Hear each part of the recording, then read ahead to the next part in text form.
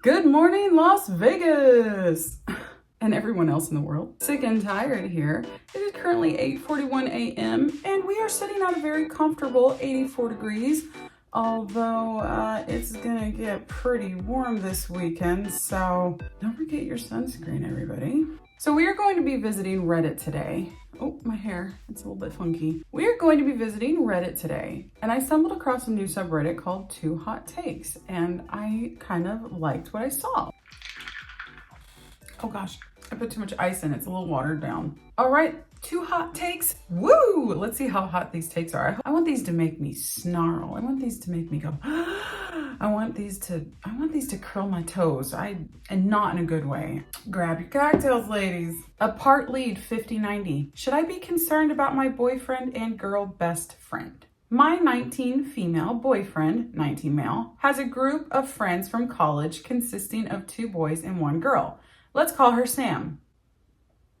Well, hello there. Hello there. And we will call my boyfriend Tom. For background information, at college, we all consistently hang out every day, and Sam asked me to room with her in the fall. Me and Sam got pretty close, and I considered her one of my closest friends at school. When we were still at school, her hometown girlfriends came to visit and asked me to go to Sam's beach house in June, and I happily said yes. Beach house?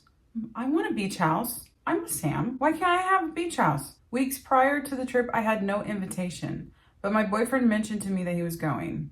I immediately got upset and didn't understand why I wasn't invited. He said it's a friend-only trip for the boys, but I'm confused. It's at Sam's house with all her girlfriends. Okay, so Sam's girlfriend invited you to the beach house, not Sam herself? There's a plane outside, sorry. Okay. 3 days before the trip, me and my boyfriend found out that one of the other guys was bringing his girlfriend of 3 days, who no one in the group has ever met before. My boyfriend was furious since it was supposed to be a friend-only thing, and now significant others are going. A guy friend-only thing, right? Is that what he means? Because he's saying a friend-only thing. That can mean anything. I thought it was just a guy's trip. I ended up texting Sam directly to get some answers, and she said that she would never want to exclude me, and if she knew another girlfriend was coming, I would have been invited. Sam, it's your house. You can invite her if you want. Her hometown friend was bringing her boyfriend all along, so that didn't really make sense to me. Oh no. I think I see what's going on here. Sam has never once been weird with my boyfriend and has outwardly expressed that she doesn't like any of them romantically, but I just feel weird about the whole situation. I'm currently not answering her and barely speaking with my boyfriend since they are now on the trip. Oh my gosh. How do I navigate this friendship/roommate and relationship? I don't understand why she's saying, well, I would invite you if I could. It's my party and it's my house, my beach house, but my hands are tied. That seems a little weird to me. It's her house, it's her party, and all of her friends were talking about this party in June, yet she can't invite you. If it's a guys only trip, then why are you guys going to Sam's beach house? You know what I mean? Like, and your boyfriend, he's upset that the guy brought his girlfriend, yet you're going to a girl's beach house. This whole thing sounds a little bit weird. I mean, what do you guys think, right? Am I wrong here? I don't know what to think. What advice would you guys give this person? I think that her saying that I'm not really answering or talking to anybody right now, that's probably what I would do. That's the only thing I can really think of to do. I would be incredibly confused. I mean, it seems pretty clear to me that they don't want you there, right? Maybe sit down with your boyfriend, talk to him, and be like, what the hell's going on? Uncomfortable. Would I be the asshole if I asked my boyfriend to cut off his ex? Just to be clear, this is still 2HotTakes, I promise. My boyfriend, 23, and I, 24, met when we started working for the same company. Since we were both still in school at the time, we wound up sharing a lot of shifts. It was during those shared shifts that we became friends. During those years of friendship, we both had long-term partners that we were completely dedicated to. I don't know much about his past relationship or his ex. During my limited interactions with her, she seemed like a sweet girl. All I truly know about their time together is they had quite a few issues that had been there since before I knew either of them. Their relationship ultimately ended after she confessed to cheating on him. By the time they broke up, my ex and I had ended our relationship due to our own issues. That train wreck of a relationship is a story for another time. We became closer during the months after our respective breakups, and one thing led to another. And as of this post, we have been together for nearly 2 years. Everything sounds good. When is the storm gonna hit? We don't have many issues in our relationship and always communicate when one comes up. The only true issue that hasn't been resolved is the matter of his ex. I didn't mind that they've kept in touch because she gives him updates about the pet that they shared. Oh. My issue lies in the fact that she tries to call him about 12 times in a row. I wish this was an exaggeration. And is constantly texting him. If he declines the first call, she will spend the next minute or two calling back to back. According to my boyfriend, he doesn't really respond to her texts, which he has showed me their conversations, so I know this is true, and never answers her calls. Part of me feels bad for her because after their breakup, she was left with no social circle. He is the only person left who gives her the time of day. However, as my boyfriend and I have started to discuss marriage and kids, the thought of them still being in contact has been bothering me more and more, which is totally understandable. I want to ask him to cut her off completely, but I don't want him to lose that link to his dog. Oh, right. I keep forgetting about the dog. Nor do I want to be responsible for her loneliness. That is not your problem. I just don't know what I should do. So, edit some things that I feel I need to clear up. 1, my boyfriend and his ex are not friends. She is clinging onto him out of loneliness. Hope that they'll get back together. I don't know. The texts she sends are completely harmless in their content. It all mostly has to do with their dog and updates about her life. As I mentioned somewhere in the comments, his responses are always very impersonal and short. Their relationship was extremely toxic. She definitely seems to struggle with codependency. From what I've been told, she made it known that he was the sole reason she was happy. And when she cheated, her reasons for doing so centered around him not making her happy enough. Oh, gross. Oh, that's enough right there to just never talk to her again. No. So even now, he feels somewhat responsible for her happiness. I've been in similar situations and know the scars, toxic/abusive situations can leave. So I just focused on giving him the time and support he needs to heal, which is why I didn't push the issue until fairly recently. Now, I wish I could say that I would be the bigger person here and be like, you know what, you guys had a great relationship. Or didn't, I don't really know. You guys shared time together. You having a friendship doesn't bother me. I would be lying through my teeth. I would be incredibly uncomfortable with my boyfriend having a relationship, a friendship with his ex. Your boyfriend is not responsible for his ex-girlfriend's happiness. That's not fair for her to hold that over his head. If they're over and done, she needs to move on. Geez, I feel for you there. That's a tough spot to be in right there, because I can see what you mean. You're not comfortable with it, but at the same time, you don't want to be like the crazy girlfriend, like, well, you can't talk to your friends. Like, so I get it. These are hard. Wait a minute. These are way more hard than am I the asshole? Oh, I don't know if I like this. This is like making my brain work. It's not even 10 a.m. yet. This is from Lolo 71. Oh gosh, these numbers. Okay, 710420. Oh, is that somebody's birthday? That would mean this person's 4. Never mind. My family still talks and hangs out with my ex-husband. Oh. My ex and I were together for 6 years. We split up in September of 2023 and haven't been on good terms since.